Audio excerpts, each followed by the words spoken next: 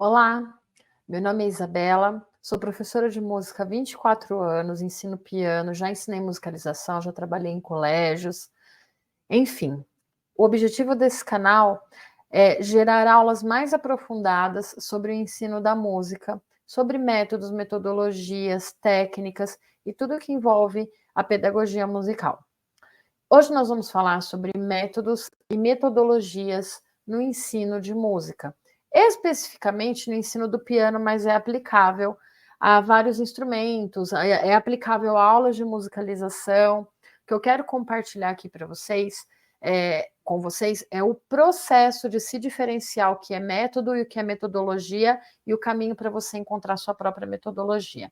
Bom, vamos lá, vou projetar minha tela aqui para vocês. E a gente vai para lá, vamos embora. Eu criei um mapa mental aqui, porque eu acho que é muito fácil de organizar informações assim, tá? Então vamos começar primeiro definindo aqui o que é o método. Tem muitos professores que confundem isso, né? Método com metodologia, tem professores que acham que a cada aluno tem que trocar o método, tem que trocar de livro. Então, o que eu quero compartilhar aqui com vocês é que a metodologia, ela é a sua identidade como professor. Ela é muito maior do que os métodos que você usa. Então, para você eleger os métodos que você usa, você precisa conhecer qual é a sua metodologia. Então, primeiro nós vamos diferenciar o que é um método. Bem? Bom, o método, gente, já vem com a palavra, é um processo. O método se define como um processo para chegar em determinado conhecimento. Todas as vezes que eu falo processo, eu estou falando de tempo. Não existe a palavra processo sem a palavra tempo. Por isso que você precisa definir. Esse processo vai ser longo, vai ser médio, vai ser curto. Mais para frente a gente vai falar um pouquinho sobre o tempo e a divisão dele, tá? E quando eu falo de processo, eu preciso considerar os níveis de aluno. Deixa eu ampliar um pouquinho aqui. Opa, ampliei demais. Eu preciso considerar os níveis que eu vou ter desse processo. Vai ser um processo mais raso, mais aprofundado. Quanto mais aprofundado, mais longo é o seu processo, tá? Não tem como eu ensinar uma coisa muito complicada em pouco tempo. Então, coisas que precisam de um tempo mais curto, vamos supor que seu aluno quer aprender uma coisa muito específica ou muito rápido, você precisa diminuir ali a profundidade. Coisas que são mais profundas vão levar mais tempo para ser ensinadas, tá? E esse processo ele vai variar de acordo com o nível e de acordo com a idade do seu aluno. E dentro do método também, eu preciso definir. Desculpa, pessoal. Eu preciso definir o meu conteúdo. O conteúdo, ele é definido pela palavra o quê? O que eu vou ensinar? Qual é a fatia desse bolo que eu vou servir? Eu não posso servir um bolo inteiro para o aluno de uma vez só.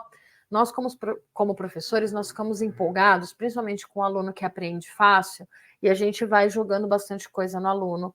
E quando a gente vê, a gente jogou conteúdo um em cima do outro, a gente deu uma bela de uma dor de barriga no aluno, né? Então, eu preciso saber qual é a porção que eu vou servir, o que aquele aluno dá conta de digerir, tá? E o que é pressuposto para o próximo passo. Por exemplo, esse aluno, ele é zerado, iniciação, ele chegou sem saber nada. E ele falou assim para mim que ele quer aprender piano, quer começar do zero e saber tocar piano. Não me deu nenhuma direção específica. Ele não tem nenhuma necessidade específica. Então eu preciso ver dentro desse conteúdo sempre qual que é o pressuposto para o próximo passo. Então, numa iniciação, eu vou apresentar pressupostos para o nível 1. No nível 1, eu vou apresentar pressupostos para o nível 2. Então, esse é o meu conteúdo. Conteúdo eu sempre respondo, é sempre uma resposta para a pergunta o quê? Depois do conteúdo, nós temos aqui os. Opa! Ai, pronto. Gente, estou me familiarizando com as ferramentas aqui, mas tudo bem. Depois do que eu perguntei o que me perguntei o que eu vou ensinar, eu vou me perguntar para quê? Para que eu vou ensinar esse assunto? Para que eu vou ensinar essa determinada coisa? Para desenvolver alguma habilidade. Habilidades são diversas: ler, aprender, avaliar, sintetizar, criar. E esse conjunto de habilidades vão ser uma competência. Eu vou tornar o aluno competente em tocar piano, competente em compor, competente em análise. Então, para essa grande competência se solidificar, eu preciso desenvolver pequenas habilidades. Então, para que eu estou ensinando isso? Tá? E aqui o método também, ele vai me dar uma estratégia, é o como. Como que esse método se apresenta? Alguns livros de piano têm estratégias super conservadoras, por exemplo, você fazer uma cópia, você ligar, você reconhecer figuras. Outros, e também, gente, o método não depende somente do método em si, do livro em si. O método também depende da aplicação do professor. Tá? O professor pode pegar e criar novas estratégias para esse método. Vocês vão ver que é tudo muito interligado. Então, assim, como que eu vou ensinar esse assunto? Então, eu já sei para que eu vou ensinar, o que eu vou ensinar, agora como eu vou ensinar. Eu vou ensinar através de ditados, eu vou ensinar através de cópia, o aluno vai copiar a partitura, eu vou ensinar através de games, tá muito em moda agora os jogos, né? Eu vou ensinar através de tocar, repetição. Qual vai ser a minha estratégia? O que eu vou usar para ensinar esse assunto para o aluno, tá? E aí, quando a gente trata de métodos, vou dar um exemplo aqui do piano, nós temos vários métodos diferentes que ensinam de N maneiras diferentes, que ensinam conteúdos diferentes, esses métodos vêm em níveis. Então, o método, ele é essa estruturação, esse processo pelo qual eu vou ensinar. Tá? Então, fechando aqui o método, depois eu posso compartilhar esse mapa mental para quem quiser. Tá? Posso deixar um link aqui na descrição e vocês baixam. Agora, os métodos, eles vão fazer parte da minha metodologia. Minha metodologia é algo maior do que um método. A minha metodologia é a eleição do método. Deixa eu até trocar aqui, ó, que vem antes isso aqui. Opa, fiz meleca? Claro que eu fiz meleca. Claro que eu fiz caca. Tá tudo bem, gente, tá tudo certo. Então, a metodologia é a minha capacidade de eleger os métodos para eu ensinar piano, para eu trabalhar. E essa eleição, ela vai depender de 3 coisas muito importantes. Como é que eu descubro a minha metodologia? Essa eleição, eu elejo os métodos que eu vou usar através dos meus valores. No que eu acredito como professora? Eu vou dar o meu exemplo, tá? No que eu, Isabela, acredito como professora de piano, e eu tentei resumir em uma palavra só. Eu acredito que o ensino de piano tem que trazer transformação, e eu acredito que o ensino de piano tem que ter leveza. Não pode mais. Hoje, o público que a gente tem, a realidade do ensino musical hoje, não comporta mais aquele ensino de cobrança, que era antigamente, que não pode, porque não pode tirar música de ouvido, não existe mais isso, tá? Então, para mim, as palavras principais, os meus 2 grandes valores no meu trabalho são: ele tem que gerar transformação para essa pessoa e ele tem que ser um processo leve, leve para mim e leve para o aluno. Depois um dia eu vou contar um monte de historinhas para vocês que me fizeram chegar nesses valores principais, tá? Preciso, como professora também, considerar o que eu acho importante. O que eu acho importante no ensino da música, eu acho importante que o aluno desenvolva sim a leitura, eu acho importante que ele desenvolva o ouvido na mesma proporção, eu acho importante que ele tenha memória, que ele saiba memorizar e que ele não dependa da partitura, que o ouvido e a leitura dele ali ajudem a criar uma memória consistente. E eu acredito muito na criatividade. Principalmente para o aluno que quer seguir na área do piano popular, ele precisa desenvolver a criatividade. Então, são as coisas que eu acho importante. Então, tudo isso vão modelar a minha metodologia. Isso daí vai ser a guia da minha metodologia. Com esses valores e com esses meus valores ali, eu vou procurando métodos alinhados a isso. A gente vai falar mais para frente, tá? Em relação aos meus valores, preciso pensar também numa coisa muito importante: no que eu sou boa. No que eu, Isabela, sou boa como professora, tá? Não quer dizer, ai, avião passando. Gente, uma professora de música, que depende do ouvido é uma coisa que desconcentra demais. Enfim, vamos esperar o avião parar de passar, né? Então, eu preciso pensar no que eu sou boa. O que eu faço muito bem? Eu sou boa em criar, eu sou boa em adaptar e eu sou boa em sistematizar. Então, os métodos que não me permitam isso, os métodos muito desordenados, se bem que assim é difícil, né, gente? A gente encontrar um método desordenado. Se ele é método, ele tem uma organização. Se o professor escreveu um método ali, é porque ele tem uma sistematização. Mas quando eu preciso ensinar alguma coisa, que não existe método para isso ainda, já aconteceu, de um aluno me pedir uma coisa muito específica e eu precisei criar o meu método para poder ensiná-lo. Isso daí vocês vão ver que vai acontecer. Então, são as minhas partes boas, eu sou boa nisso, eu faço isso muito bem. Tem professores que têm características diferentes, que são bons em leitura, que são bons como é que fala? Ajudar o aluno a praticar e buscar exercícios. Então, você vai ver no que você é bom, tá? Então, você precisa, isso daí vai guiar também a sua metodologia. O que eu gosto na música? Como eu gosto de ensinar? Eu gosto de música popular. Eu gosto muito que os alunos me peçam tema de filme. Eu ensino sim o piano erudito, mas eu ensino até um nível intermediário, porque não é o meu objeto de estudo ali, não é o que eu estudo todo dia. Eu lido muito mais com o piano popular e eu gosto muito mais da música popular. Eu acredito em vivências em conjunto, então a maioria de vivências em conjunto que eu possa oferecer para os meus alunos, eu vou oferecer. Eu acredito muito em apreciação musical, que o aluno tem que saber ouvir, que ele tem que conhecer o contexto daquelas músicas, ele tem que saber, ele tem que se inserir no universo da música dessas três maneiras, assim, convivência, com conhecer o popular e apreciar também, saber o que ele está ouvindo, saber reconhecer uma estrutura, saber reconhecer um instrumento. Então, a apreciação para mim também é muito importante. E qual a linha de aprendizagem que você segue, né? Você tem que encontrar uma linha de aprendizagem. Eu, por exemplo, me relaciono muito, me encontro muito ali identificada com a taxonomia de Bloom. No mapa musical que eu já ensinei para os professores, que é um curso que eu tenho, eu já ensinei sobre a taxonomia de Bloom e que ela deve mapear ali, guiar o seu ensino, a sua metodologia. Mas você vai procurar a linha de aprendizagem que você se identifica. É construtivista? É montessoriana? Você vai encontrar a sua filosofia ali.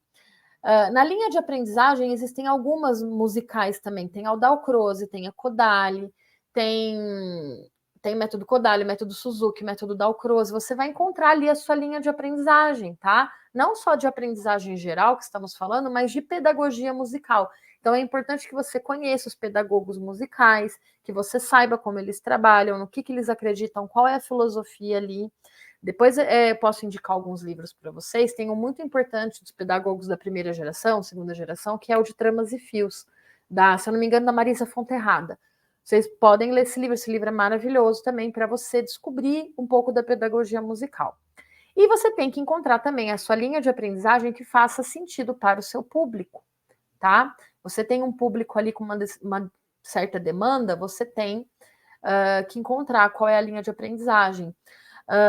Vamos falar assim, por exemplo, a gente está ali com um público classe AAA, que estuda numa escola totalmente não tradicional, aprende de maneiras não tradicionais. Não adianta você dar um exercício, uma aula de piano totalmente tradicional, conservadora, que talvez esse aluno possa não se identificar.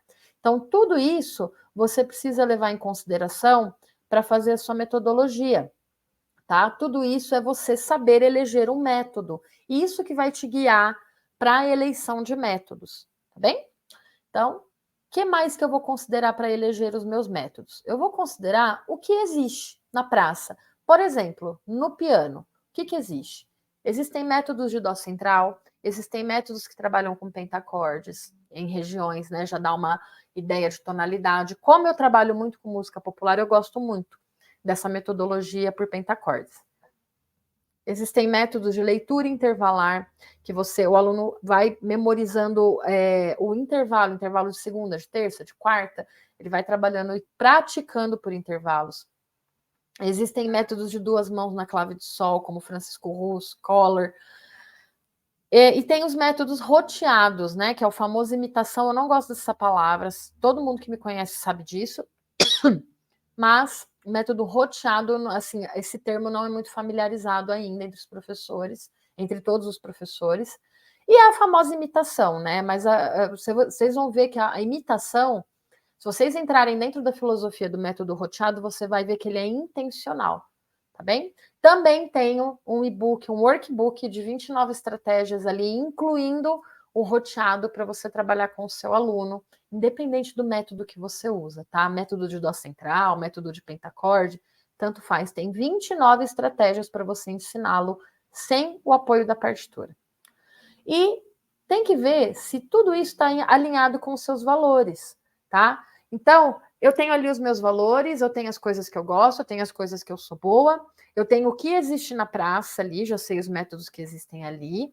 Sempre surgem métodos novos, então é legal a gente sempre estar numa livraria se atualizando, fazendo um curso, sabendo o que existe ali na praça, tá? E se esse método esses métodos que eu estou vendo, se eu estou 100% de acordo, ou quase 100% de acordo, se é um livro que eu vou aproveitar quase 100%, o que eu faço? Eu adoto, tá? Tem professores que adotam toda a linha do Suzuki, outros que adotam toda a linha da Leila Fletcher, outros que adotam toda a linha do Bastin. Você vai adotar o que está, se isso está muito alinhado ao que você acredita, e se você vai aproveitar esse livro, se você vai aproveitar esse método, se você vai se beneficiar, o aluno vai se beneficiar desse processo do método. Se você se identifica, assim como eu, com vários livros, porque você tem uma metodologia um pouquinho mais difusa, um pouquinho mais de cada mescla, o que você faz? Você apostila. Pega aqui, pega ali, coloca numa ordem que faça sentido e apostila de acordo com o nível, iniciação, nível 1, nível 2, nível 3, que é o que eu faço. Bem? O que mais você vai considerar na sua metodologia, para definir a sua metodologia?